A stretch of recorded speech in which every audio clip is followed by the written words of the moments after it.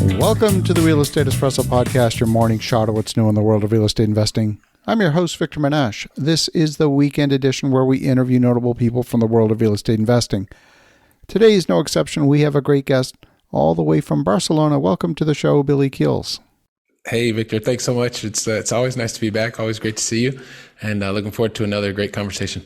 Well, great to have you here. And boy, we've been through an extraordinary couple of years here. It's been a little while since you were last on the show. The last time you were on the show, we were all in lockdown in the middle of the pandemic. For the folks who haven't met you yet, maybe give a little bit of your backstory and how you got to this point in your journey, because I know there's a couple of inflection points in your journey right now. Yeah, Victor, there have been a number of inflection points. And so, yes, the last time we were speaking to one another, we were completely in lockdown and a lot of different things were happening very differently. At least from my perception of what was happening in North America versus what was happening here in Spain specifically, right? Because I've been living in Spain now for the last 15 years. I've been living in Europe for the last 21 years. Between France, Italy, as well as Spain. And probably one of the things that you mentioned that has been a major inflection point in my life, because as you know, in real estate's been a big part of that for the last decade of the 26 years that I was working in my corporate career. That last 10 years, I really started to invest much more in real assets, specifically in real estate and a number of other things. But because of the work that I'd been doing from that previous decade, Victor, and a lot of the lessons that even you and I have spoken about offline, I was able to move away from the corporate life after 26 years. And it wasn't really because I liked corporate life. It was one that afforded me a great lifestyle. I was, making a lot more money than I ever thought I would. And I had lots of recognition. But unfortunately, my father got really, really ill. And because of the work that I'd been doing and the investing that I'd been doing as somebody who was on the right side of the quadrant, as Robert Kiyosaki would say, it was one of the things that allowed me to be able to walk away from the corporate life and really focus more of my time and energy on my family as well as on loved ones. So that's some of the things that have happened after 26 years, no longer part of the corporate world, continue to take a lot of great memories from there and now continue to focus my time and energy on the right side of the quadrant and doing that while always living in Barcelona, Spain. So that's one of the things that I do appreciate. Although I'm originally from Columbus, Ohio, I've been, like I said, over here in Europe for the last 21 years. Well, and you've been investing in the U.S., been doing this from a distance, been doing it successfully. And that's a whole, if for listeners who haven't met you before, maybe go back and search for the original interview that we did with Billy back then, where he talks about the whole process of distance investing, because that's a fascinating story as well. Obviously, the world has changed so much in the last 120 days, and it's changed for you as well, just with moving out of the corporate world, a transition that I made now 13, 14 years ago. And that is a huge change. Even more important than that, things have changed in particular in Europe, in particular in Spain. Why don't you give a little bit of your perspective on even from the European point of view?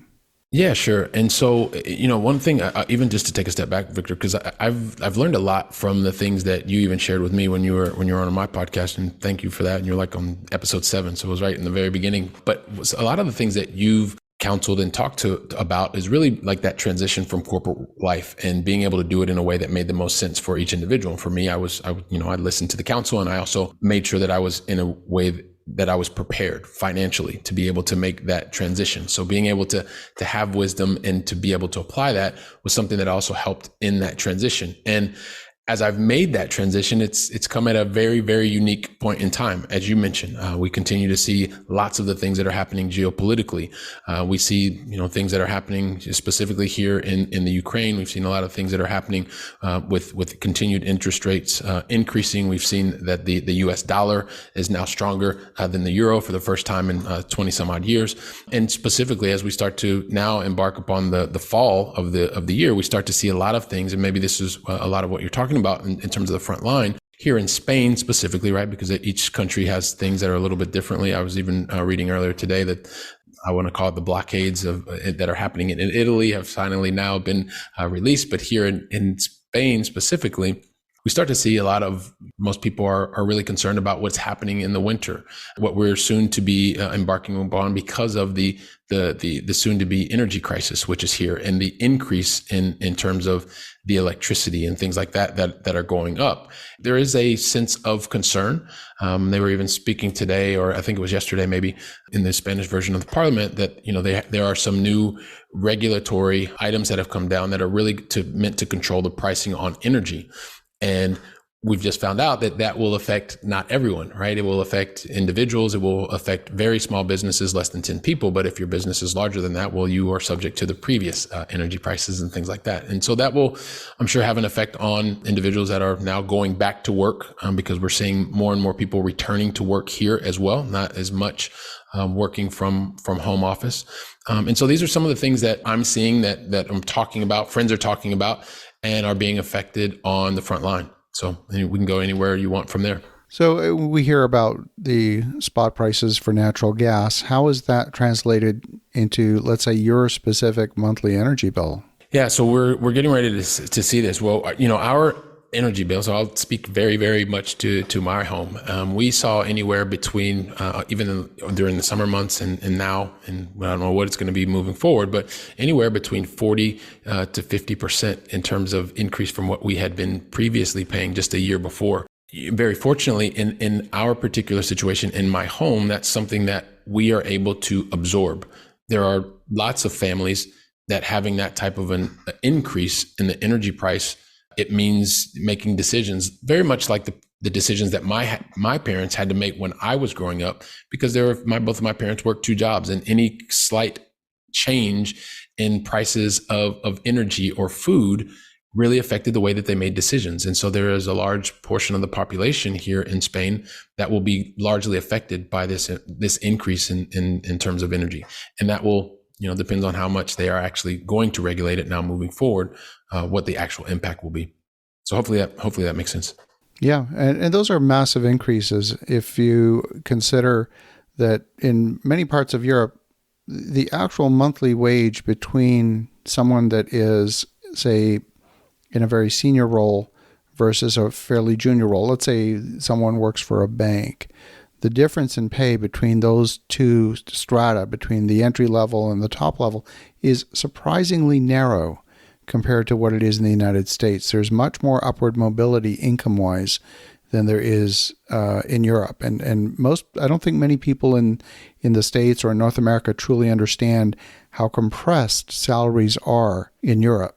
Yeah, that's a great point, Victor. And a lot of times people will, you have the conversation and you think, okay, well, somebody is working at, I'll just use a bank as an example. I don't have the specific details, but someone that's working on the front line will, maybe they're making €1,000 a month, something like that. Let's make it very, very basic. And the person that's actually running the branch or someone who's in the home office, they may not be more than 6 times that, which may seem like a lot, but if you consider that in the US specifically, maybe that I'm sure is probably 10, 15, 20 times the difference. But here, to your point, it's very much compressed. So there's a larger portion of the society that will be impacted by these very slight, sometimes changes, and sometimes major, as I talked to you about our own energy bill. But also will depend on the sector that you're working in. I know a lot of people that are working in the IT space, specifically in the software space. That was the world that I was living in. That was the world that I was a part of. And it's also disproportionately, the salaries are also disproportionately on the higher end when you're in those types of companies versus a local company. Yeah, absolutely. And of course, when you have energy prices going up, it's not just affecting your electricity bill in your own home. It affects the entire food chain. Every product that you purchase, every piece of food that comes into your house ends up having the energy component that produces that go up by that same multiple. Yeah, I mean, this is one of the things that I think, well, to your point, a lot of people, when you are creating whatever the end product is, there's the two major components. There's the energy component and there's the labor component. And so as you're looking at, the labor tends to stay more or less the same or decreasing. Well, we've seen some of that. The energy portion, as it begins to increase, it means that your food is more expensive. The food that you're eating at a restaurant or something that you may be purchasing because the energy component has gone up, the overall price has also gone up, which affects ultimately ability to consume and or invest. When I look, for example, at property prices here in North America and I compare them to property prices in Europe, I often see apartments, buildings that are selling for far below construction cost, where in fact, the thing that's really driving the price for that apartment, that condo, whatever it might be, is strictly affordability. The lending ratios are not what they are here in the States. You're not going to get a 95 or 97% loan in Europe. You're lucky if you're going to get 50%. Yes, you're absolutely correct. And because you have this perspective on things, yes, I mean, there are not the same, 80% loan to value. These types of things are much more conservative. I would say one thing though, Victor, the rates tend to be, if we look at it on a residential side, I know we're talking a lot residential as well as commercial, but they tend to be on a fixed rate perspective. They can be slightly lower, on the variable side, which I'm not a big fan of variable, and on the residential kind of things, you will tend to find them slightly lower. But then you're also looking at the variability of the rate and what that could happen in the future. I'm not a big fan of that lack of predictability, but that's just me. Yeah, absolutely. So, housing relatively is inexpensive in Europe compared with the United States in terms of, let's say, dollar per square foot, unless of course you're building new, because cost of construction, it's mostly concrete construction. It's much more expensive than your average housing would be here in North America.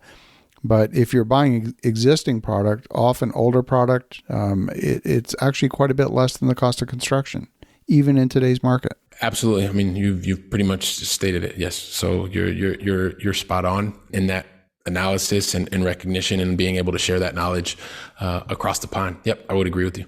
Really, when people are evaluating their monthly budget, there's so much to go to housing, so much to go to food, so much to go to energy. I mean, we often hear about people living paycheck to paycheck here in North America. There's a large percentage of the population that do that. Are you seeing the same thing in Europe, that people are still also living paycheck to paycheck? Or are they able to save more? Are they able to manage their money a little bit better? So there's kind of two different things that are happening here, because there is, and I'll use Spain very specifically, because there is this tendency also, and maybe even more micro here in Barcelona where I am, there is a large tendency to have your primary residence as something that is handed down and or inherited. Having that property, so the lodging or the housing component somewhat covered, and then you have your taxes on the actual the good, that is pretty much taken care of. But then there is still the idea of being able to, at the end of the month, that there is a large portion of the population, I don't have the specific statistic on it, Victor, but that still live paycheck to paycheck.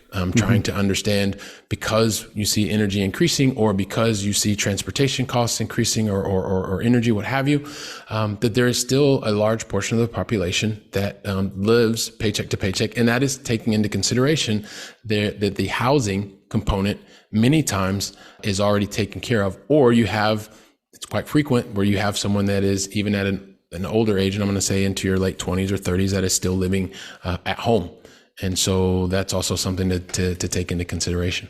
So Spain is a much warmer climate than Northern Europe, and energy, of course, is important. What is the sense on the street for this coming winter? I know that Spain imports a lot of liquefied natural gas, some of it even coming from the United States. They've done that certainly for the last several years, and I expect that's going to continue. What is the sense, apart from the fact that just energy prices across the border are increased? Yeah, so it's interesting because there's a constant conversation. Is Spain actually utilizing their most powerful resource, which is of the sun? And typically down in the south, there's the question of wind energy and being able to use solar energy as well.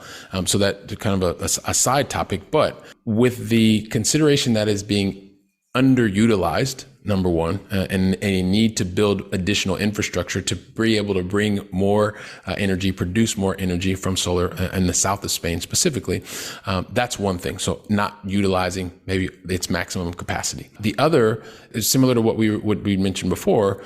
As we're looking at the influx of energy, and I'll speak more to the gas. I know you mentioned the liquefied natural gas, but it's the ability to, like when I talk to friends of mine that are here, the question is, how much is that going to go up, and what is that actually going to mean to me? I'm reading that they're not from the east. they're not going to be able to get as much of the source of energy to us. Therefore, because there is a less of a supply, then that means that the actual price is going to go up because there is a larger need here locally. Without a doubt, Victor, like that's the biggest concern going into the winter is the ability to have adequate supply because of the demand that increases every winter, and the ability to afford the energy that is coming here. And then in the backdrop, a lot of people that are talking about, hey, listen, we're not actually even utilizing lesser costly modes of or means of producing energy, which we have a lot of sun in the South, and we don't have the infrastructure yet. Very interesting. So let's bring this back to the whole question of distance investing. I mean, you're based in Barcelona in Spain. You could, if you chose to, invest locally. What's local for you, and yet you still choose to invest in the U.S. Talk a little bit about that. Yeah, Victor. So there are a couple of different things that have tended to stay at the forefront of my investing thesis, right? And there are really two primary things that are driving that. One is to be able to generate cash flow that would allow like blood flow to the body, as Russell Gray would say, and at the same time be able to have tax benefits. And so I always look at that, as you talk about a lot as well, Victor, doing that compared to what? Being someone who is from North America, having access and knowledge of the market, understanding the political environment in the U.S. as well. I'm not going to say North America, but specifically the U.S., Victor. And then also understanding the economic environment as well as the cultural environment. When I'm able to compare where I live locally, although many people would consider that it's the easiest thing because it is my backyard, I've also, and maybe a lot of this comes from my corporate life and being able to manage businesses across Europe, Middle East, and Africa, I don't see the geography as a barrier. So when I compare where I live locally to what, being the U.S. market, specifically in the locations where I've been investing, it just makes more sense for my context to be able to generate cash flow as well as have the what I consider to be superior tax benefits from the U.S. based market because of the political infrastructure, the economic infrastructure, and the cultural infrastructure in the U.S. That is what continues to bring my attention, my energy, as well as my currency to the U.S. market. It doesn't mean, however, Victor, that I don't continue to look at new opportunities, because I think it would be irresponsible of me to not look at opportunities locally. I mean, look, you spent a lot of time investing in other locations and it took you a while, and you're doing things in Ottawa. So it's a very similar kind of thought process in having that compared to which still has my focus in the US in terms of being able to accomplish the goals and benefits that I'm looking for specifically. I love it. Well, Billy, if folks want to connect, if they want to learn more, what's the best way? Yeah, sure. There's a couple of things we've been doing for helping others to get to know about us. You've been, like you mentioned, you've been the guest on the Going Long podcast with Billy Keels, episode 7. So thank you so much for that. Also, too, if someone is an accredited investor, they want to find out more about what we're doing to help accredited investors today, they can go to firstgencp.com/paylesstax. And also, I really love connecting with people on LinkedIn. So you can always find me at LinkedIn. I think, Victor, that I'm still the only Billy Keels here in Barcelona, Spain. So would love to connect that way. So, and really appreciate, as always, Victor, the opportunity to exchange ideas with you and spend some time together. Well, I love it. So definitely, for the folks at home, connect with Billy at the Going Long podcast. It's a great show, not just episode 7, but some of the other episodes too. And connect with Billy at firstgencp.com. And in the meantime, have an awesome rest of your weekend. Go make some great things happen. We'll talk to you again tomorrow.